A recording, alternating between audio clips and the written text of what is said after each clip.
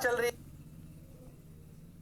की पढ़ाई चल रही है सर, दोनों चल रही है और चैप्टर चल रहा है मॉडर्न। और हम पढ़ रहे थे एटॉमिक स्ट्रक्चर। हाँ सर, अपने एटॉमिक स्ट्रक्चर बात करें, बहुत सारे बातें करते जा रहे थे, अपन बहुत सारी बातें पढ़ी वीडियो ऐसी है, वो बहुत सारी चीजें आपको समझाई। उसी की आगे कहानी मैंने आपको बताया कि जब भी एक लो एनर्जी स्टेट से इलेक्ट्रॉन अपर एनर्जी स्टेट में यानी कि अपर लेवल पे जाना चाहता है तो एनर्जी को फोटोन लेनी पड़ती है। और हाँ सर, और जब ऊपर से नीचे कूदता है तो उसी एनर्जी को वो छोड़ देता है। क्या होते हैं, ये होता है, वो होता है। वो सब मैंने आपको कहानी समझा दी, बहुत बढ़िया, बहुत सुंदर, बहुत मजा आया बाबा। आप सुन ध्यान से, ये हो गया, ये हो गया, ये हो गया। अच्छा, आ जाओ भाई, आ जाओ भाई, ये हो गया। अगर मुझे ध्यान दे तो आगे चलते देखते हैं भाई। आ जाओ। अरे चल भाई, ये क्यों चल रहा है, इसको बंद कर देते हैं। आइए चलो, तो अपन कहानी को देखते हैं। अच्छा, लास्ट पेज में आपको बता रहा था एनर्जी ट्रांजिशन तो मैंने लिख दिया। याद है, भूल गए, E इक्वल टू याद करो -13.6 z square 1 by nc square plus लिख देते हैं इसको nc square -1 by nb square, है ना। छोटा वाला स्क्वायर माइनस 1 by बड़ा वाला स्क्वायर। इतनी एनर्जी चाहिए होगी अगर छोटे से बड़े जा रहे हो, अगर बड़े से छोटे कूद रहे हो तो इतनी एनर्जी मिलेगी, इसमें कोई शक वाली बात नहीं है। ये फोटोन की एनर्जी है, ये बात मैं आपको सीधा निकाल चुका था, सिखा के ले जा रहा हूं। फोटोन की एनर्जी कब मिलेगी, कब क्या करेगी, ये मैं आपको सिखा चुका था। यस और नो? हां सर, बात तो आपकी बिल्कुल सही है। ध्यान से सुनना चाहिए इसको। ये जो एनर्जी ऑफ फोटोन निकली, बेसिकली जनरली याद करो तो हमें मतलब होता है, हमें किससे मतलब होता है, हमें जनरली मतलब होता है याद करो वेवलेंथ से। वेवलेंथ बहुत ज्यादा पढ़ेंगे एनर्जी के कॉरस्पॉन्डिंग। तो फोटोन है, फोटोन है तो h/λ, तो ध्यान से समझो कैसे लिख देना चाहिए फोटोन की एनर्जी। तो h/λ equal to 13.6 z square 1 by nc square 1 by nb square, ये अपन लिखना चाहिए यहाँ पे इनटू 1.6 × 10⁻19 जूल में चलने देते हैं सब। अरे हाँ सर, ये याद करो, तुम ऐसा करो ना, इलेक्ट्रॉन वोल्ट तो याद करो इस एचसी को क्या लिख देते, कुछ याद है, भूल गए हो, याद है सर, ये इलेक्ट्रॉन वोल्ट था ना। अरे हाँ, तो इस एचसी वाले लैम्डा को याद करो क्या लिखते थे, 12400। अरे हाँ, 12400 अपॉन लैम्डा इन एंगस्ट्रॉम, कुछ याद आ रहा है? तो एक काम करो, एंगस्ट्रॉम को बाद में रख देंगे, पहले इसको जब लैम्डा एंगस्ट्रॉम में रखा करते थे तब ये इलेक्ट्रॉन वोल्ट में से आया करता था, याद है, भूल गया। लिखते थे 13.6 z square 1 by nc square -1 by nb square. अरे हाँ सर, अब याद करो कि अगर आपको याद हो तो लैम्डा को एंगस्ट्रॉम, जैसे मान लीजिए यहाँ पे रखो आप एंगस्ट्रॉम की जगह मीटर में, 4000 एंगस्ट्रॉम का 4000 थे। अरे हाँ, अगर आप एंगस्ट्रॉम की जगह मीटर में रखना चाहते हैं, मान लीजिए मैं से लिख रहा हूं लैम्डा, कंफ्यूज मत होना एकदम। अगर लैम्डा एंगस्ट्रॉम में रखूं तो कितना आया, 13.6 by 12400 into z square 1 by nc square -1 by nb square. अरे यस और नो? ध्यान से देखो, तो कितना चला है, देखो 13.6 इलेक्ट्रॉन वोल्ट में चला गया, बिल्कुल सही, 13.6 डिवाइड बाय 12400। तो देखो तो वो 1.01, अरे हाँ सर 1.096 आ रहा है, तो 1.1 अप्रॉक्सीमेटली। तो ये वाली वैल्यू जो है ना, 10⁻³ ध्यान समझना है इसको। तो 1 by लैम्डा इन एंगस्ट्रॉम, ध्यान से कंफ्यूज मत होना, ये अप्रॉक्सीमेटली वैल्यू है, देखो 1.1 × 10⁻³ z square 1 by nc square -1 by nb square. इसमें ध्यान दो, इलेक्ट्रॉन वोल्ट से पड़ गया था। अरे हाँ सर, अब ध्यान दो, लैम्डा एंगस्ट्रॉम में रख रहे हैं, अगर हम इसको मीटर में रखें, अगर हम इसको मीटर में रखें लैम्डा को, तो कहते हैं 10⁻10 से हो जाना चाहिए। अरे हाँ सर, तो देखो इसको मीटर में रख दें, एंगस्ट्रॉम में ला रहे हैं तो उल्टा करोगे ना, तो 1 by लैम्डा को अगर मीटर में रखें तो आएगा 1.1 × 10⁻³ into 10⁻10 z square 1 by nc square -1 by nb square. बोलो यस और नो? तो वैसे 1 by लैम्डा जब मीटर में निकालना हो तो आया, ध्यान से देखो, 1.1 into 10⁻7 z square 1 by nc square -1 by nb square. ध्यान से सुनना। अरे हाँ सर, इसे बोलते हैं आर, रिडबर्ग कांस्टेंट। क्या बोलते हैं? Rydberg constant. सुना होगा, मैंने पूरा प्रूफ करके बताया। इसे बोलते हैं आर, रिडबर्ग कांस्टेंट, जिसकी वैल्यू आपके सामने आपने खुद ही प्रूव करी है। अरे हाँ सर, कितनी, 1.1 × 7। यस सर, तो बस 1 by लैम्डा का फॉर्मूला आया R z square 1 by nc square -1 by nb square. इतनी वेवलेंथ का फोटोन, इसे वेव नंबर भी आप बोल सकते हो। याद करो, वेव के केस में 1 by लैम्डा को क्या वेव नंबर भी बोलते थे, तो जैसा आप बोलना चाहो, तो wave number equal to R, इसे वेव नंबर भी बोल सकते हो, वेव नंबर। अरे हाँ सर, याद भूल गए हो? हाँ, क्या मतलब 1 by lambda R z square 1 by nc, lambda किसमें आएगा, मीटर में, जो हमने एंगस्ट्रॉम में कन्वर्ट कर दिया है। अरे हाँ सर, बात तो आपकी बिल्कुल सही है, एंगस्ट्रॉम में कन्वर्ट करेंगे 10 तभी तो मीटर में कन्वर्ट हो जाएगा। अरे हाँ सर, हाँ सर, हाँ सर, बात तो आपकी बिल्कुल सही है सर, जोरदार है, मजेदार है, शानदार। लो भैया, तो ये वैल्यू आ गई अपनी, देखो ध्यान से क्या आया, 1 by r, और r की यूनिट पर कॉन्स्टेंट 1.01 × 10⁻7। ओ बोलो भाई, अरे सोच लो, अरे पक्की बात, अरे बोलो भाई। हाँ हाँ हाँ सर, बिल्कुल बढ़िया, बिल्कुल सुंदर, बिल्कुल शानदार, बोलो पक्की बात। हाँ सर, हाँ सर, तो सही जाएगा सब कुछ। हाँ यार, जा कैलकुलेशन सही नहीं, कैलकुलेशन चेक कर लेता हूँ, देखो।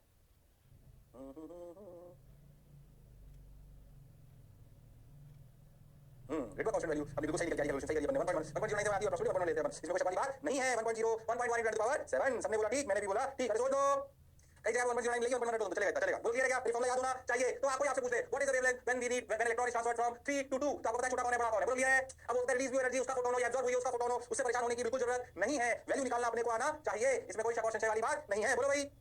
हाँ सर, सही है सर, जोरदार सर, मजेदार सर, शानदार सर, जबरदस्त सर। लो भैया आ गया, एनर्जी रिक्वायर्ड हो गया, सब तो आ गया, मैं सब भूल गया, तुम्हारे को वैल्यू आ गई। Find the wavelength of photon required for excitation of electron from n = 1 to n = 4। अब भाई साहब, 1 by lambda equal to helium है, तो 1.1 × 7 into z की वैल्यू कितनी, z स्क्वायर आता है ना, तो हीलियम का 2 स्क्वायर, छोटा वाला 1 by 1 स्क्वायर -1 by 4 स्क्वायर। भाई साहब, तो लैम्डा की वैल्यू आई, देखो ये कितना हो गया, नीचे है 16, 16 - 1 15, तो हो गया 15/16, तो ऊपर आएगा 16/15 into 1.1 into 10⁻7। ओह, तो 16 divide by 15, okay, divide by 1.1 approximately, तो 0.96 लगभग लगभग into 10⁻7 -7। ओह, क्या नजर आ रहा है? अरे देखो भाई, अरे सोचो भाई, 4 से 1 सही तो लिखा है मैंने, सही तो लिखा बिल्कुल। हाँ सर, सही तो लिखा बिल्कुल। हाँ सर, हाँ सर, अंदर लग क्यों आ रहा है अपना उनका, मतलब कुछ हो रहा है, मुझे मतलब नहीं है, मैंने सही तो लिखा है, उल्टा भी कर लिया, नैनोमीटर में आएगा वो भी समझ में आ रहा है। 16/15 सही है, डिवाइड बाई 1.1 ये भी सही है। 0.9 के अंदर 9696 एंगस्ट्रॉम टाइप आ रहा है, 10,000 एंगस्ट्रॉम के टाइप आ रहा है अपना तो। अच्छा, इनका ऐसे चमत्कारी क्यों आ रहा है 104 में, इनका क्या आ रहा है? नहीं, अपना सही है यार, गलत निकाले हुए आंसर यार, मैंने 1.01 से निकाल लिया यार। यार सिर्फ इसको करनी पड़ने वाला भाई, सही तो कराया मैंने, 1 by nc स्क्वायर, कुछ तो गड़बड़ करिए क्या, कुछ गड़बड़ करिए क्या, एक मिनट 0.969, एक मिनट कहीं तो गड़बड़ करिए मैंने, तो 1.1 10 अच्छा 4 बच गया अपना, ये z स्क्वायर वाला 4। अच्छा तो मर जाएगा ना, रुक जाओ, 1.1 10⁻7 into 4 या 15/16, तो ये बच गया 4, तो यहाँ 16 की बजाय आएगा 4। हाँ हाँ, समझ आएगा। अब देखो 4 डिवाइड बाय 15 बिल्कुल सही, डिवाइड बाय 1.1 बिल्कुल सही। अब सही है, हाँ 2242 बिल्कुल। लैम्डा की वैल्यू लगभग 2424 इंटू 10 पावर -7, तो आप लिख सकते हो 10 पावर इंटू 10 पावर एंगस्ट्रॉम में आपको निकालना है, तो आप लिख लो जो भी आप लिख सकते हैं 0.2424। अब जो भी आगे लिख सकते हो 242 या 24.24, इसको अगर नैनोमीटर में लिखना है तो into 10 power -2 into 10 power 2 nanometre में आ जाएगा आंसर। 10 पावर -9 बन जाएगा ना ये, और ये हाँ बोलो क्लियर है, बस तो आ जाएगा 24.24 नैनोमीटर। नैनोमीटर में ले लो, एंगस्ट्रॉम में ले लो, मतलब है टाइम पास। मैंने शायद 1.01 से आंसर निकाल रहे हैं, 1.1 से निकाल रहे हैं, सही कर रहे हैं। मेरे हिसाब से कोई गलती नहीं, बोलो क्लियर है क्या? अरे सोच लो, सवाल बिल्कुल आसान है, आप भी जानते हो, प्रैक्टिस कर रहे हो, कुछ रट नहीं लगाया मैंने भी, नॉर्मल सवाल है, करते चलो आगे बढ़ते चलो। ऐसा सवाल लगाएंगे क्या कर लोगे? अगर ए पूछ ली जाए तो आपके बताना बिल्कुल बड़ी बात नहीं है। अरे बोलो भाई, अरे सोचो भाई, अरे गारंटीड सब सही कर रहा है, हाँ सर सही कर रहा है, बिल्कुल सही कर रहा है, बोलो पक्का? हाँ सर हाँ सर हाँ सर, बहुत बढ़िया सर, ये आ गया सर, पक्का आ जाओ भाई। फिर 5 से 2 अगर पूछ रहे हैं, 5 से 2 अगर पूछ रहे हैं, फिर से कोई कैलकुलेशन नहीं है भाई साहब। 5 से 2 अगर पूछ रहे हैं तो देखो 1.1 10 to the power 7 बिल्कुल सही, 1.1 मैंने सही है, मैंने 1.01 से आंसर निकाल दिया। Z कितना लिथियम हाइड्रोजन लिथियम 3 का स्क्वायर छोटा वाला 1/2 का स्क्वायर -1/5 का स्क्वायर, बोलो क्लियर। तो 1 lambda equal to 1.1 10 to the power 7 बिल्कुल सही, इंटू 9 9 ये कितना हो गया 25 और ये 4, तो हम काम करते हैं तो 4 सॉरी लेते हैं, तो 100 ये 25 - 4 सही चल रहा है 21, ठीक है। तो लैम्डा की वैल्यू आई बेसिकली 100 बटे 1.1 इंटू 9 इंटू 25 - 4 21, बोलो क्लियर है क्या? इंटू 10 to the power -7 ऐसे कर लेता हूँ मैं, तो 100 divide by 1.1 divide by divide by 9 okay divide by 21, so this is 0.4810 लगभग, तो 0.4810 हाँ सही लग रहा है 0.4810 इंटू 10 to the power -7, तो अगर हम इसको चाहें तो 481 एंगस्ट्रॉम लिख लो या 48.1 नैनोमीटर लिख लो, बोलो क्लियर है क्या? अरे सोच लो, आंसर लग क्यों आ रही है? उन्होंने 1.1 से सॉल्व कर दिया, 1.01 से अपन सब सही कर रहे हैं, 1.1 10 to the power 7 बिल्कुल सही चल रहा है। मैंने चौका में कर लिया 1.01, कुछ मिस्टेक कर दिया आंसर निकालने में, देखो सब सही तो कर रहा हूँ मैं। 100 डिवाइड बाई 1.1 डिवाइड बाई 9 9 क्यों आया था? बिल्कुल सही, 3 स्क्वायर वाला था, अगर 1.01 से करें तो देख लेते हैं। 100 डिवाइड बाई 1.01 बिल्कुल सही, divide by 9 divide by 21 how 582 इसलिए आ रहा है, ठीक है। तो आंसर से लड़ रहे हैं क्योंकि वो ना 1.01 से निकाल लिया आंसर, किसके 1.01 से 1.1 बिल्कुल सही, डिवाइड बाई 9 बिल्कुल सही, डिवाइड बाई 21 ठीक है, हाँ ठीक है, 21 ठीक है, आंसर यार 1.01 से बाई ठीक है 1.01 से 1.1 बिल्कुल सही, डिवाइड बाई 9 बिल्कुल सही, डिवाइड बाई 21 ठीक है, हाँ ठीक है,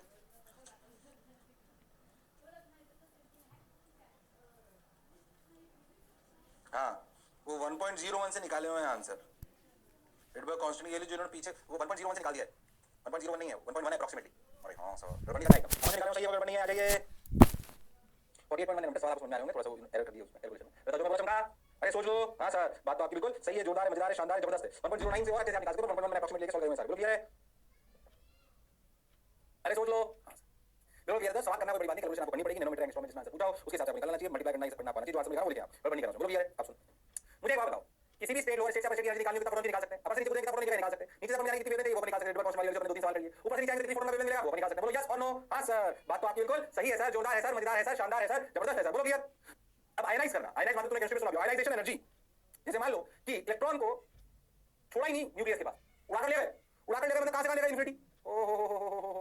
energy required to remove an electron in an isolate atom from a particular energy level, energy required to extend an electron from a particular energy level to infinity. मान लीजिए कि आप ऐसे है टक टक टक टक टक ये nth लेवल, मान लीजिए कि यहाँ पर आप इलेक्ट्रॉन है, इसको उड़ाकर मैं इन्फिनिटी वाले लेवल तक ले जाऊँ, तो जो एनर्जी चाहिए, एनर्जी रिक्वायर्ड, इसे कहते हैं आयनाइजेशन एनर्जी, क्योंकि इसके बाद इलेक्ट्रॉन का इसमें कोई रोल नहीं होगा, क्योंकि इसके बाद इलेक्ट्रॉन का इसमें कोई रोल नहीं होगा। पहले जो मैं बोला चमका, तो आयनाइज हो गया कौन? एटम।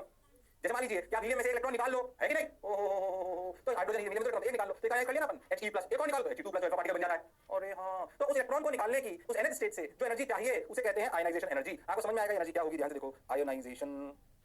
अब डायरेक्टली समझने कोई बात नहीं, आयनाइजेशन एनर्जी क्या है देखो, आप टाइम पास नहीं करते हैं। आयनाइजेशन एनर्जी क्या है देखो, आयनाइजेशन एनर्जी को लिखा जाएगा 13.6 Z² 1 छोटा स्क्वायर मतलब 1/n स्क्वायर -1 बाय इन्फिनिटी का होल स्क्वायर इलेक्ट्रॉन वोल्ट, यानी कि +13.6 Z² बाई n स्क्वायर, जिस n से निकाल रहे हैं। बोलो क्लियर है क्या? और हाँ सर उतनी एनर्जी उसमें है, जो एनर्जी उसमें है उतनी ही एनर्जी फोटोन की चाहिए, तब जाके वो फोटोन उस लेवल की जो एनर्जी है, उस एनर्जी का फोटोन जब उससे टकराएगा तो उड़ाकर उसको ले जाएगा, अगर उसको एब्जॉर्ब कर लेगा। क्या मेरी बात क्लियर है? हाँ सर बात तो आपकी बिल्कुल सही है, जोरदार है, मजेदार है, शानदार है, जबरदस्त है। बोलो क्लियर? अरे पक्की बात? हाँ सर बहुत बढ़िया सर, शानदार सर, जबरदस्त सर। अरे पक्की बात? हाँ भाई हाँ भाई हाँ भाई, अरे सोच लो, अरे पक्की बात? हाँ सर हाँ सर बहुत बढ़िया सर, शानदार सर, मजा आया सर, बाबा सर। अब क्या करें सर? सुनते चलो बढ़ते चलो, देखो रे भाई, तो ये आयनाइजेशन एनर्जी होगी, ऐसे अपने को चाहिए होती है। इसमें एक और चीज होती है, first excitation energy, second excitation energy, क्या क्या होती है समझ में आ जाएगा, कोई खास बात नहीं। देखो E1 E2 E3 E4 मान लीजिए जैसे आपके एनर्जी लेवल्स हैं, अगर मैं इलेक्ट्रॉन को ध्यान से सुनना 0 1 से लेकर 2 ले जा रहा हूं, तो ये कहलाती है फर्स्ट एक्साइटेशन एनर्जी। आप जानते हो इसकी वैल्यू क्या है? इसकी वैल्यू आप जानते हो -13.6 Z², ये एनर्जी है, रियल में एनर्जी है, छोटा स्क्वायर यानी कि 1/1 स्क्वायर -1/2 स्क्वायर। फर्स्ट सोच लो। और हाँ सर, याद करो हाइड्रोजन गैस में 10.2 आई थी। ओहो, अगर सेकंड एक्साइटेशन एनर्जी पूछ ले तो मतलब 1 से लेकर 3 तक चले गए, फिर तुम्हें समझ में आएगा कितनी एनर्जी 13.6 z स्क्वायर 1 बाई छोटा square 1 by 1 square minus 1 by 3 square. ऐसी first excitation energy, ionization energy, ionization मतलब तो निकाल के नहीं गए। फर्स्ट एक्साइटेशन एनर्जी मतलब 1 से लेकर 2 ले गए, पहले एक्साइटेड स्टेट पे ले गए। सेकंड एक्साइटेशन एनर्जी का मतलब 1 से लेकर 3 ले गए। वही चीजें हैं, नामकरण चेंज कर रहे हैं। नामकरण इसलिए बता रहा हूं ताकि आप कभी सुन लो, डरने की, घबराने की, शर्माने की बिल्कुल जरूरत नहीं है। अरे बोलो भाई, अरे सोचो भाई। हाँ सर, बात तो आपकी बिल्कुल सही है, जोरदार है, मजेदार है, शानदार है, जबरदस्त है। बोलो क्लियर? अरे पक्का? हाँ सर, बहुत बढ़िया सर, शानदार, जबरदस्त, मजेदार। पक्का? Yes sir, got your point sir. आगे बढ़ जाओ सर, हो गया। उतार लो इसको, आयनाइजेशन एनर्जी समझ में आती है। ऐसे कभी भी याद रखना, ionisation potential, first excitation potential, second excitation potential. Potential का नाम देते हैं, कोई परेशान होने की जरूरत नहीं है। आपसे पूछा जाए कि जो इलेक्ट्रॉन है उसको कितने पोटेंशियल से एक्सीलरेट करें कि वो आयनाइज हो जाए। अरे तो जो इलेक्ट्रॉन वोल्ट में एनर्जी आई है, ये पोटेंशियल बन गया। कंफ्यूज मत होना बिल्कुल। ये जो एनर्जी आई इलेक्ट्रॉन वोल्ट में आई ना, अगर आप जैसे 13.6 z square 1 by 1 square minus 1 by 2 square की बात करते हैं, इलेक्ट्रॉन वोल्ट में एनर्जी आई ना, वैसे पूछो इलेक्ट्रॉन को कितनी एनर्जी दें, कितने वोल्ट से एक्सीलरेट करें कि ये इतनी एनर्जी है, इतनी वोल्ट। तो जो आयनाइजेशन पोटेंशियल, आयनाइजेशन एनर्जी इसको इलेक्ट्रॉन वोल्ट में लिखते हो, उसको अगर वोल्ट में बोल दो तो आयनाइजेशन पोटेंशियल हो गया कि इतना पोटेंशियल से एक्सीलरेट करना पड़ेगा तब इतनी एनर्जी आएगी। तो आयनाइजेशन पोटेंशियल और आयनाइजेशन एनर्जी अगर अपन बात करें तो इलेक्ट्रॉन वोल्ट और वोल्ट का अंतर है, बाकी परेशान होने की बिल्कुल जरूरत नहीं है। बता लेते अच्छे से, सुनिए ध्यान से। ये अपनी ionisation energy for the nth level, अपने समझ आ गया। n to infinity minus 13.6 z square by n square, ये बातें हम कर चुके हैं। आयनाइजेशन पोटेंशियल ऑफ इलेक्ट्रॉन, वही वाली बात, potential required to ionise an isolated atom, वही कहानी सिंपल सी। तो इस वाली कहानी को कर लो बेटा, 13.6 z square by n square volt. First excitation potential, लो भाई, फर्स्ट एक्साइटेशन पोटेंशियल फिर से क्या हो गया, 13.6 z स्क्वायर वोल्ट का जाना मतलब 1 by 1 square minus 1 by 2 square is volt. इतना वोल्ट चाहिए, इतने वोल्ट से इलेक्ट्रॉन एक्सीलरेट करेंगे तो ये फर्स्ट एक्साइटेड स्टेट में चला जाएगा। ऐसे अगर कोई सेकंड एक्साइटेड स्टेट पूछ ले, सेकंड एक्साइटेशन पोटेंशियल, तो कंफ्यूज मतलब बिल्कुल, एनर्जी आ जाए तो इलेक्ट्रॉन वोल्ट और अगर पोटेंशियल आ जाए तो volt. 13.6 z square 1 by 1 square minus 1 by 3 square. बिल्कुल कंफ्यूज होने की जरूरत नहीं है। अरे बोलो भाई, अरे सोचो भाई। हाँ सर, बात तो आपकी बिल्कुल सही है, जोरदार है, मजेदार है, शानदार है, जबरदस्त है, बाबा। अरे बोलो, अरे सोच लो। हाँ सर, बहुत बढ़िया सर, शानदार सर, मजेदार सर, बाबा सर। तो आयनाइजेशन एनर्जी और आयनाइजेशन पोटेंशियल या वेवलेंथ निकालना, या एनर्जी ऑफ फोटोन निकालना, क्या एब्जॉर्ब हुआ, क्या रिलीज हुआ, उसकी क्या वेवलेंथ थी, रिलीज हुआ उसकी क्या वेवलेंथ थी, आयनाइजेशन एनर्जी क्या होती है। ओहो, अगर हाइड्रोजन के n बराबर 1 की आयनाइजेशन एनर्जी की बात करें तो 13.6 है, यस और नो? अरे हाँ सर, ऐसे ही हर एटम की अपन ग्राउंड स्टेट की आयनाइजेशन एनर्जी निकाल सकते हैं, फर्स्ट एक्साइटेशन एनर्जी निकाल सकते हैं, सेकंड एक्साइटेशन नाम कर रहे हैं, first excitation potential, second excitation potential, ionisation potential. अपने को क्लैरिटी होनी चाहिए, उतार लीजिए, घबराइए मत, जिसने की शर्म उसके आए नंबर कम। बोलो, अरे क्लियर क्या? अरे सोच लो। हाँ सर, अरे पक्का? Yes sir. आगे बढ़ जाइए, बात को समझिए, सुनिए, समझिए, फील करिए। चले, आज मेरी बीवी ने मुझे फिर मारा। बीवी को गालियों की मैं भटकूंगा नहीं, बिल्कुल आ जाइए, पढ़ाई की तरफ चलते हैं। लो भैया, आयनाइजेशन पोटेंशियल, आयनाइजेशन एनर्जी, ये वो ये सब आ गया हमारे को, सारी कहानी हमको समझ आ गई, हमें अच्छा भी लगा, बढ़िया भी लगा, शानदार भी लगा, जबरदस्त भी लगा। Find the wavelength of photon required for first excitation energy. क्या वही टाइम पास है। First excitation energy, first excitation energy का मतलब या 2 से 1 जा रहे हैं, मतलब 1 से 2 जा रहे हैं, लिथियम एटम है, 1 by lambda equal to r यानी कि 1.1 10 to the power 7 into z square, z मतलब 3 का स्क्वायर यानी कि 1 by 1 square minus 1 by 2 square यानी कि 3 by 4 यानी कि लैम्डा की वैल्यू ध्यान से देखो तो कितना आ गया। ये वाली अपन लिखेंगे तो लिखा जाएगा, देखना अपना आंसर जो आएगा सही होना चाहिए, क्योंकि मैंने हो सकता है उससे निकाल दिया 1.01 से, जो कि गलत है, अपन सही तरीके से करेंगे। 1.1 10 to the power 7 into 9 into 2 to the 4 4 minus 1 3 3 by 4 सही कर रहा हूं क्या? अरे हां, तो 4 into 10 to the power minus 7 upon 1.1 into 27, बोलो सही कर रहा हूं क्या? तो 4 divided by 1.1 divided by 27, okay. तो 134 यानी कि 0.1346 into 10 to the power minus 7 यानी कि 13.4 नैनोमीटर, 13.5 अप्रोक्सीमेटली नैनोमीटर। अरे हाँ सर, बहुत बढ़िया सर, शानदार सर, जबरदस्त सर। वो थोड़ा सा अंतर सीखा 1.01 और 1.1 का, बराबर नहीं करनी अपन ने सही करा। ओहो, बोलो क्लियर है क्या? अरे अब वही सवाल है, इसमें क्या है, फर्स्ट एक्साइटेशन एनर्जी बोल दी, फर्स्ट एक्साइटेशन पोटेंशियल बोल दो, फुल टाइम पास है ये। तुमने वहां पे भी कहा होगा, इसमें केमिस्ट्री में है ना। चलिए आ जाइए। ओहो, अब साइंटिस्टों के नाम पर कुछ स्पेक्ट्रल लाइंस जिनकी यूटिलिटी दी गई, इनको हाइड्रोजन एटम्स से जज करा गया। अच्छा, हाइड्रोजन एटम के स्पेक्ट्रम को बहुत डिटेल में एनालिसिस करी गई। तो जिन साइंटिस्टों ने मेहनत करी थी उनके नाम पर उनकी एक सीरीज बना दी गई, लाइमन सीरीज, बाल्मर सीरीज, सुनी होगी आपने, ब्रैकेट, पीफन, पास्कल। ओहो, सुना होगा, उसको वापस चर्चा करते हैं। ध्यान से समझिए, सुनते चलें, थोड़ा डेटा है उसको फील करने का प्रयास करेंगे। पूरी लगातार मैं बताऊंगा, बेसिक बात है। 5 special series are observed in the hydrogen spectrum corresponding to the 5 energy levels of the hydrogen atoms. The 5 level series are observed. ये लगेगा लाइमन, बाल्मर, पास्कल, ब्रैकेट, पीफन, आपने सुनी है। इस साइड को उतारने की कोई जरूरत नहीं है, आपने नाम सुना होगा, किसके साइंटिस्टों के नाम है सब। ऐसा जो जिन्होंने मेहनत करी ना उनके नाम पर सीरीज के नामकरण कर दिए गए ताकि उन्हें भी अच्छा लगे और अच्छा लगे। देखो अपन कितने टाइम बाद तक भी उनके इस नाम को याद कर रहे हैं, इसमें कोई शक और संशय वाली बात नहीं है। तो उनके नाम को सम्मान देने के लिए अपनी सारी कहानी कर रहे हैं। तो अपने को ऐसे सवाल, लाइमन सीरीज, बाल्मर सीरीज, सवाल आते डायरेक्ट नाम से। अब बताओ ना बाल्मर सीरीज का मतलब क्या है, आपको बताओ ना लाइमन सीरीज का क्या मतलब है। बोलो क्लियर है? ओके, आइए देखिए, सोचते हैं, आगे बढ़ते हैं। देखो लाइमन सीरीज, n बराबर 1, n बराबर 2, n बराबर 3, n बराबर 4, ओहो, n बराबर 5, ऐसे अपना ही चलता जा रहा है। n बराबर 6 ये और n बराबर इंफिनिटी। चलो भाई, बहुत बढ़िया, बहुत सुंदर, बहुत मजा आया बाबा। अब क्या करें, आइए देखते चलते हैं, सुनते चलते हैं। लाइमन सीरीज का मतलब ऐसे फोटॉन्स जिनका जब इलेक्ट्रॉन मिलते हैं, जब इलेक्ट्रॉन जंप करता है 1 लेवल पे, किस पे जंप करता है 1 लेवल पे, वो किसी भी लेवल से जंप करता है, उसे लाइमन सीरीज कहते हैं। The photons those were released when electron jumps from any level but it jumps to 1 level, यानी कि ग्राउंड स्टेट पे। हाइड्रोजन एटम की बात हुई, ध्यान से देखो। तो ये ऐसे ऐसे ये भी कहलाएगा, ये भी कहलाएगा, ये भी कहलाएगा, ये भी कहलाएगा। अभी के नाम है, कैसे मैं बताता हूं। ये पूरे जो सीरीज होती है टक टक टक टक इनफिनिटी जाने वाला, ये सब कहलाती है लाइमन सीरीज। लाइमन सीरीज का क्या मतलब है भाई? When an electron jumps from upper excited state to n बराबर 1, then all these photons are known as corresponds to Lyman series. Okay, देखो क्या, when n, ऐसे लिख लो, when an electron jumps from upper excited state, UES होना upper excited state, to n बराबर 1, then these photons corresponds to, मैं जानता हूँ सब आपने पढ़ा हुआ है, बट भी पढ़ लीजिए लाइमन सीरीज। ओहो, बोलो क्लियर है क्या? अरे सोच लो। हाँ सर, बात तो आपकी बिल्कुल सही है सर, जोरदार है सर, मजेदार है सर, शानदार है सर, वाह वाह सर। अब क्या करें सर? कुछ नहीं करते चलो, बढ़ते चलो। देखो रे भाई, वाह रे भाई, तेरा तो नाम करके करते ये कहलाती है first line of Lyman series. First line of Lyman series का मतलब तुम समझ जाओ, ऐसे आता है आपके लिए। Second line of Lyman series का ट्रांजिशन है, मतलब तुम समझ गए 2 to 1। ये क्या कहलाएगी? Second line. फर्स्ट लाइन का मतलब n बराबर 2 to 1, सेकंड लाइन का मतलब n बराबर 3 to 1। भाई 1 तक तो आना ही। ये कहलाती है सीरीज लिमिट या लास्ट लाइन। इसके लिए n की कहां से कहां चलेगी? इन्फिनिटी से 1। बोलो क्लियर है? अब मुझे बताओ कौन से फोटोन की एनर्जी सबसे ज्यादा होगी? जो लास्ट लाइन होगी, तो उसकी वेवलेंथ सबसे कम होगी। अरे हाँ, तुम ध्यान से देखो, सबसे ज्यादा वेवलेंथ होगी 2 से 1 की, और सबसे कम वेवलेंथ होगी लैम्डा मैक्स।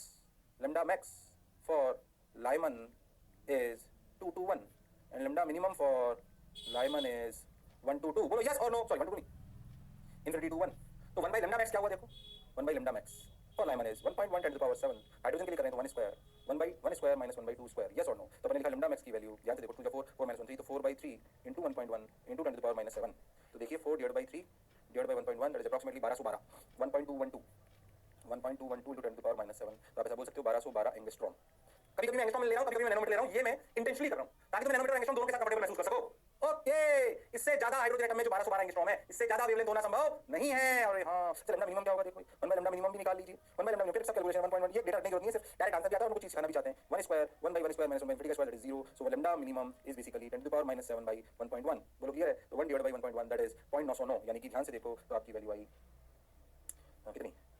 909 एंगस्ट्रॉम, करीब करीब। अप्रॉक्सीमेटली है। तो 909 से लेकर 1212 के बीच में आपकी लाइमन सीरीज लाई कर जाएगी। 909 से लेकर 1212 के बीच में आपकी लाइमन सीरीज लाई कर जाएगी। अप्रॉक्सीमेट है। ओहो, इस रेंज को दिमाग में रखो। पहले तो नाम समझ में आएगा, दिमाग में रखो। ओहो, कुछ याद आ रहा है कि भूल गए हो?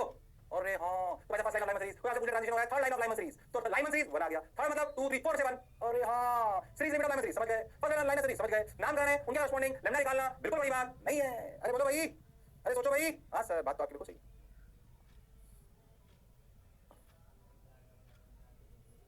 अब देखो, तो पीछे जो मैंने समझाया था वही वाली बात है। सेकंड सीरीज कौन सी? Balmer series. ओहो, बाल्मर सीरीज क्या? बाल्मर सीरीज क्या? ध्यान से देखिए कोई। अब Balmer series when an electron jumps from upper excited state n greater than 2 to n बराबर 2, then photons corresponds to Balmer series. ये थोड़ी ज्यादा इंपॉर्टेंट है, क्योंकि तुमको समझ में आएगी। थोड़ी सी ज्यादा इंपॉर्टेंट, समझो इसको। n बराबर 2 कैसे? तुम बताओ ये वाली लाइन क्या कहलाएगी? फर्स्ट लाइन तो खुद को पता पड़ रहा है। First line of Balmer series. ये क्या कहलाएगी? Second line. ये क्या कहलाएगी? Third line. ओहो, ट्रांजिशन कहां से कहां हो रहा है? ये हो रहा है 3 से 2। अब सब 2 पे आएंगे। ये कहां से कहां होगा? सेकंड लाइन का मैं समझ में आ रहा है। Second line of Balmer series का ट्रांजिशन कहां से कहां होगा? देखिए 4 से 2। थर्ड का कहां से होगा? 2 को बना लो और चलते जाओ, करते करते करते करते। ये क्या कहलाएगी? सीरीज लिमिट या लास्ट लाइन। रिपीट टेलीकास्ट है। अब इसका कहां से कहां तक? इनफिनिटी से 2। ओहो, अब तुम्हें खुद समझ में आ रहा है कि लैम्डा मैक्स होगा जब होगा 3 से 2, और लैम्डा मिनिमम होगा जब होगा इनफिनिटी से 2। तो lambda max 1 by lambda max तुम्हारे सामने थोड़ा सा तेज कर रहा हूं। 1.1 10 to the power कैलकुलेशन देखो, रट नहीं रहा हूं, मैं सामने लिख कर रहा हूं सब कुछ है ना। Confusion 1 square 1 by 2 square minus 1 by 3 square. ऐसे अगर लैम्डा मैक्स मिनिमम की बात करें तो lambda minimum equal to 1.1 10 to the power 7 into 1 square 1 by 2 square minus 1 by infinity square. Yes और नो? तो लैम्डा मैक्स की वैल्यू आई देखिए, ये हो गया 4 और 3 मतलब सॉरी सही बोला 1 बाय 2 स्क्वायर, और ये हो गया 1 बाय 3 स्क्वायर 9 और 4 सही बोल रहा हूं। हां, तो 4 9 36 ऊपर आया 36 बिल्कुल सही। 36 आ गया ऊपर, इंटू 10 की पावर माइनस 7 आ गया ऊपर, नीचे लिख रहे हैं तो समझ में आ रहा है। 36 आ गया ऊपर, और ये हो गया 9 माइनस 4 नीचे आ गया 5 इंटू 1.1। अरे हाँ, ये मीटर में आ रहा है, एंगस्ट्रॉम में कर लेंगे अभी। देखो 36 divide by 5 divide by 1.1 6545 into 10 की पावर माइनस 10। बोलो क्लियर है? इक्वल टू आया 6006.5 6545 6545 एंगस्ट्रॉम। अरे बोलो भाई, 6545 एंगस्ट्रॉम। ओके सर, ध्यान से लगभग लगभग लैम्डा मैक्स है। ऐसे ही देखो लैम्डा मिनिमम क्या आया, लगभग लगभग लिखा हूं मैं सब। ये हो गया 1 बाय 2 टाइम पास सुन लो इसको। 4 बाय थोड़ी सी फील आएगा 4 बाय 5 4 बाय 1.1 इनटू ऊपर चला गया 10 की पावर माइनस 7 सही है ना।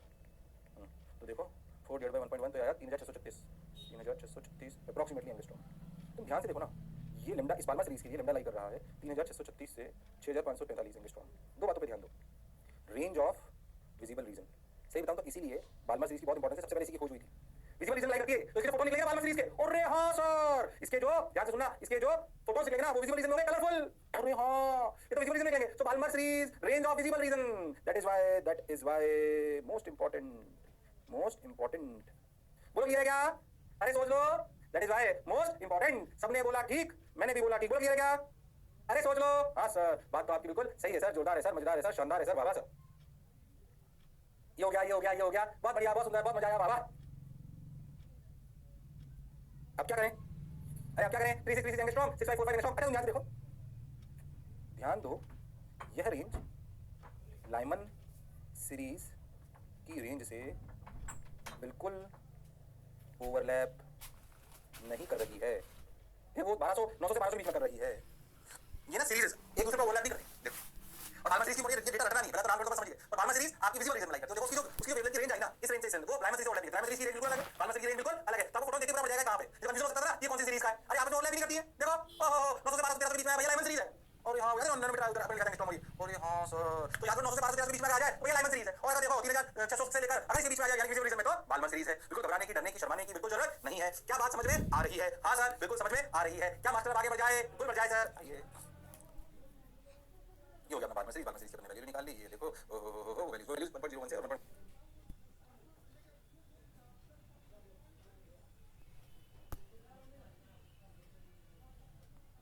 डिफरेंशिएशन आया और कोई खास बात नहीं। यानी लाइट विजिबल रीजन के बीच में आपको दिखाई देगा, इसलिए बहुत इंपॉर्टेंट है। कौन सी सीरीज? बाल्मर। और मैंने आपको बताया एक और बात ध्यान दिलाई कि ओवरलैप नहीं कर रही है। ओहो ध्यान से देखो 900 से 1320 थोड़ा सा डिफरेंस किया है क्योंकि वो 1.1 और 1.01 का डिफरेंस है। तो Balmer series wavelength Lyman series wavelength ये अपने डाला और अपने बोला कि इनका कोई भी मैच। अच्छा अगर अपन देखें तो अगर अपन पीछे जो कहानी आपको जवाब बताना चाह रहा हूं, जो आपकी वेवलेंथ आई किसकी वेवलेंथ आई? आप जो आपकी वेवलेंथ आई लाइमन की, जो लाइमन की आई वो ध्यान से देखो। आपको याद है स्पेक्ट्रम में बहुत बार पढ़ चुके हैं, आपको वीडियो डालो मैं में ये बहुत बार कर चुके हैं। ध्यान से देखो तो जो आपकी वो है कौन लाइमन सीरीज। देखो विजिबल रीजन में कौन है? Balmer series.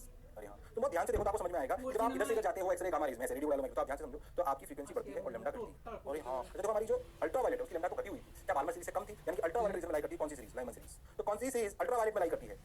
Lyman series. कौन सी series? Lyman series. Lyman series lies on ultraviolet. कौन सा? अल्ट्रावायलेट। गड़बड़ करने की जरूरत नहीं है, शर्माने की, घबराने की बिल्कुल जरूरत नहीं है। Okay sir got your point sir, बात समझ आई सर। कोई बात नहीं, लाइमन सीरीज लाई करती है अल्ट्रावायलेट रेंज में बहुत बढ़िया। अब लाइमन हम समझ गए, लैम्डा म्यू लैम्डा ये सब क्लियर है। वो आ जाइए बाल्मर ठीक है ये भी हम समझ गए। ऐसे कौन सी होती है पाशकन? ऐसी कौन सी होती है अपनी पाशकन? लिखते चलो पाशकन ब्रैकेट। इनको चाहो तो लिखो, नहीं तो मत लिखो, मतलब तुम्हें समझ में आना चाहिए। बस यहाँ तक लिख लो। ये रेंजेस की नहीं होती, पाशकन लिखो पहले। ये मत लिखो बस, ये मत लिखो, ये लिखिए लेना बस, ये नहीं जरूरत नहीं है, यह मत लिखो। फालतू कंफ्यूजन क्रिएट होगा। पहले बारे में बता दिया ओवरलैप नहीं करती। आई आर का मतलब कौन से वाले रीजन में लाई करती है? ध्यान से देखो इनकी वेवलेंथ और बढ़िया आएंगी। इनकी वेवलेंथ अगर और बढ़िया आएंगी तो अल्ट्रावायलेट की मतलब अल्ट्रावायलेट की तरफ जाएंगी, इंफ्रारेड की तरफ जाएंगी। तो ये सारी अपनी ब्रैकेट पाशकन पी फाइन जितनी भी सीरीज हैं ये सब अपनी किस में जाती हैं? ये अपनी जाती हैं कौन सी वाली केस में? ये जाती हैं अपनी इंफ्रारेड रीजन में। आई आर का मतलब इंफ्रारेड, कंफ्यूज मत होना। और ये सबसे पहले फटाफट लिख लो जगह पर मात्रा पाशकन सीरीज की सिंपल सी बात। ये कहलाएगी सीरीज लिमिट, आप जानते हो ये होगा n = ∞ से 3। ये कहलाएगी फर्स्ट लाइन जो कहलाएगा 4 से 3। बोलो क्लियर है क्या? अरे सोच लो फटाफट कर लो, आगे बढ़ो फटाफट, ये तो पहले भी बढ़ चुके हो, फटाफट कर लो, शर्मा उमर जिसने की शर्म उसका नंबर कम। आ जाओ आ जाओ। अरे बोलो भाई। हाँ सर बात आपकी बिल्कुल सही है सर। चलो भाई सही है तो आगे बढ़ जाएगा मास्टर, बढ़ जाए। पाशकन के बाद कौन जाएगा? अब लिख लो, नाम करना है साइंटिस्ट में मैं कुछ नहीं कर सकता। ब्रैकेट लो भैया, फिर से अगर अपन बात करें तो ये वाला नहीं उतारना है, ये रहने दो, टक टक टक इसको रहने दो, बस ये उतार लो, उतार लो फटाफट। फिर से वही बात, अगर अपन बात करें सीरीज लिमिट, सीरीज लिमिट कहां से होगी? इन्फिनिटी से लेकर 4 तक। और ये कहां से होगी? 5 से लेकर 4 तक। फिर से किस अप्लाई करेगी? अब इंफ्रारेड रीजन में। सब इंफ्रारेड रीजन में अप्लाई करते हैं, आपस में ओवरलैप नहीं करते हैं। उतारते चलो। इसके बाद कौन सी आएगी? आप जानते हो, उतार लो फटाफट। मेन तो लाइमन बाल्मर समझ लो, सब अपने आप समझाएगा। पाशकन ब्रैकेट पी फंड ये तीनों इंफ्रारेड में अप्लाई करती हैं, ओवरलैप नहीं करती हैं। कहानी मैंने आपको समझाई है, गड़बड़ बिल्कुल करने की जरूरत नहीं है। अरे बोलो भाई, अरे सोचो भाई। हाँ सर बात तो आपकी बिल्कुल, ये गलत नहीं है, मैं गलत नहीं बोल रहा हूँ। मैं बोल रहा हूँ मत उतार, ये उतारने की जरूरत, यह उतार नीचे क्या पहुंचा डेटा तो नोट थोड़े से ना अपने जीवन में यह उतारने की जरूरत नहीं है। फटाफट फटाफट उतारो, फटाफट फटाफट गड़बड़ मत करिए। अरे हाँ हाँ जिसने की शर्म उसका नंबर काम। चलो भाई बहुत नॉर्मल चीज बता सब आज तक पूरा केमिस्ट्री पढ़े हुए होंगे, इसलिए मुझे पढ़ाने में बहुत हो रहा है। पढ़ लो फिर से, पता है ऐसा नहीं कुछ भी छूटा वहां कुछ छूट गया कब हो जाएगा। बिल्कुल केमिस्ट्री वाला क्वेश्चन है, ऐसा नहीं फिजिकल क्वेश्चन में लगाएगा, कुछ चीज मैं आपको बता दी ऑलरेडी और आप एक तरीके से ये रिवीजन चल रहा है, गड़बड़ करने की बिल्कुल जरूरत नहीं है। अरे बोलो भाई, अरे सोचो भाई। हाँ सर बात तो आपकी बिल्कुल सही है सर, जोरदार है सर, मजेदार है सर, शानदार है सर। आगे बढ़ जाए मास्टर। अरे पक्की बात बिल्कुल बढ़ जाए सर, बिना किसी दिक्कत के सर बढ़ जाए सर। ओके लो भैया पी फंड आप समझ रहे हो। इसकी सीरीज लिमिट, अगर सीरीज लिमिट की बात करें, इसकी सीरीज लिमिट तो समझ में आएगी, फटाफट उतार लो। सीरीज लिमिट होगी इन्फिनिटी से लेकर 5 तक और इसकी फर्स्ट सीरीज होगी 6 से लेकर 5 तक। ये इसका फॉर्मूला होगा, आप जानते हो इस वाली बात को। उसकी रेंजेस आ गई, वो इंफ्रारेड रीजन में लाई करेगी, बिल्कुल परेशान होने की जरूरत नहीं है। फिर से ये डेटा को उतारने की जरूरत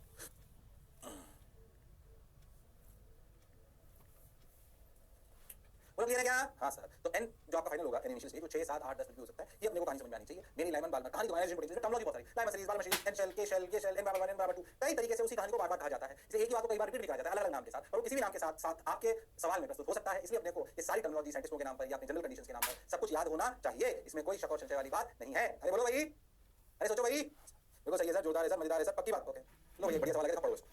ये कॉमन सेंस का सवाल है, कॉमन सेंस सवाल, कॉमन सेंस सवाल को पहले पढ़ो। हाइड्रोजन एटम है, suppose the second line of the Balmer series corresponds to green colour. उसने बोला कि मान लो कि जो ग्रीन कलर है वो बाल्मर सीरीज, ऐसे अपने माना कि अगर ग्रीन कलर करस्पॉन्ड करता है second line of Lyman series के लिए, then the violet colour line may correspond to the transition between the following two energy levels. बोलो बोलो, अगर second line of Lyman series sorry Balmer series green colour को देता है तो आपको क्या लगता है वॉयलेट कलर इनमें से कौन सा बेस्ट ऑप्शन है जो देगा? कौन सा बेस्ट ऑप्शन है जो देगा? बोलो अपने ज्ञान को, अपने दिमाग को चलाइए, गड़बड़ मत करिए, तुम कर सकते हो। वो हुनर, वो काबिलियत, वो इंसानियत, वो हैवानियत तुम्हारे अंदर है। अच्छी बात है, बहुत बढ़िया, बहुत सुंदर, बहुत मजा आया बाबा। जैसे M बराबर 2, उसने क्या बोला, सेकंड लाइन मतलब 4 से लेकर 2 तक corresponds to a colour green colour. Okay, है ना? अब उसने बोला ध्यान से देखो विग्योर, जब आप इधर से इधर जाते हो, जब आप ग्रीन से वॉलेट जा रहे हो, इधर से इधर आप जा रहे हो, तो लेमडा घट रहा है, तो फोटोन, एनर्जी ऑफ फोटोन बढ़ रही है। ओह, ग्रीन की जगह में वॉलेट चाहिए तो एनर्जी फोटोन ज्यादा चाहिए, मतलब 3 से 2 तो हो नहीं सकता, ऊपर से कहीं आएगा। अच्छा 2 पर होना जरूरी है, क्यों? क्योंकि विजिबल रीजन में है, कलर है, तो और में तो हो ही नहीं सकता।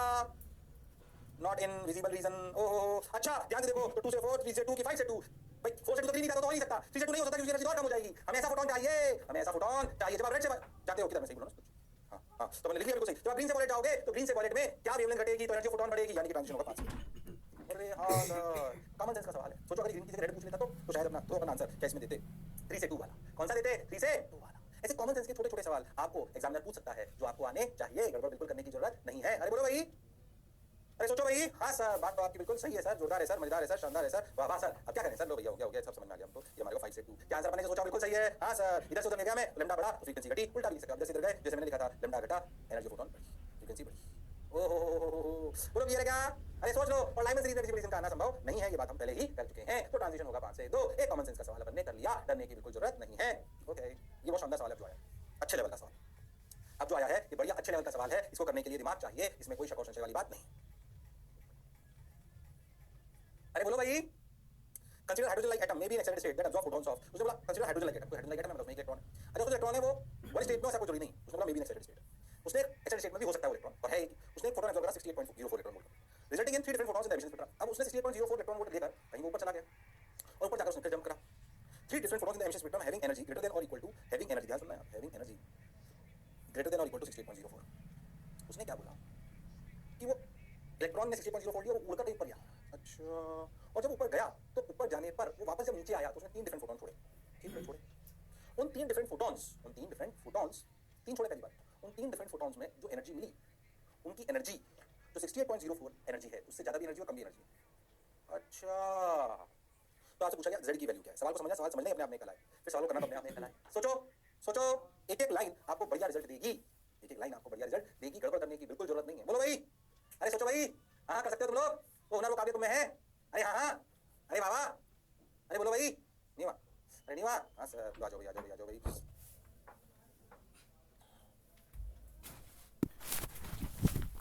ठीक है, देखो क्या हाइड्रोजन लाइक बताना चाहा, मैंने बता क्या। एक बात क्लियर हुई क्या? सुने, ऐसे 3 बनाता हूँ, n equal to 1, n equal to 2, n equal to 3, n equal to 4, ऐसे बना रहा हूँ। इसकी energy -13.6 z square v1 square -3.4 z square -1.5 z square. अब देखिए उसने बोला जब हम नीचे कूदे तो 3 डिफरेंट फोटोन मिले। पहली बात 3 डिफरेंट फोटोन मिले, इसका मतलब upper excited level 3 different photons implies upper excited state n equal to 3। बोलो क्यों? 3 से 1 पर जब आते हैं तब तो 3 डिफरेंट फोटोन मिलते हैं। और ये हाँ सर, 3 × 2 = 2 यानी कि 3, यानी कि अपर एक्साइटेड स्टेट पक्का 3 है, यानी कि यहाँ पर अपन पहुंचे थे। अब अगर अपन यहाँ से पहुंचे तो हमारे लिए 2 ट्रांजिशन लोअर से हुए, या तो 1 से 3 या 2 से 3। अब सुनना, अगर हम 3 पर पहुंचे तो हमारा जो ट्रांजिशन इलेक्ट्रॉन का हुआ लोअर स्टेट से, वो हुआ या तो 3 से 2 से 3 या फिर 1 से 3, यानी कि या तो 1 से 3 में हमने 68.04 इलेक्ट्रॉन वोल्ट एब्जॉर्ब करा, या फिर हमने 2 से 3 में एब्जॉर्ब करा।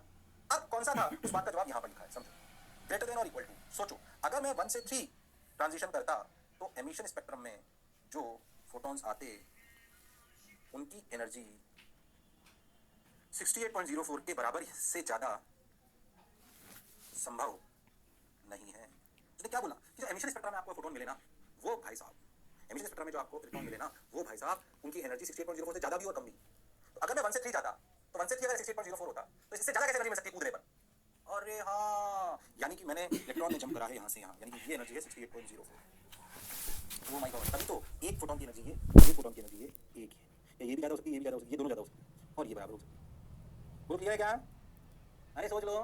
हाँ सर, तो देखो 3.4 z square -1.51 z square is 68.04 electron volt.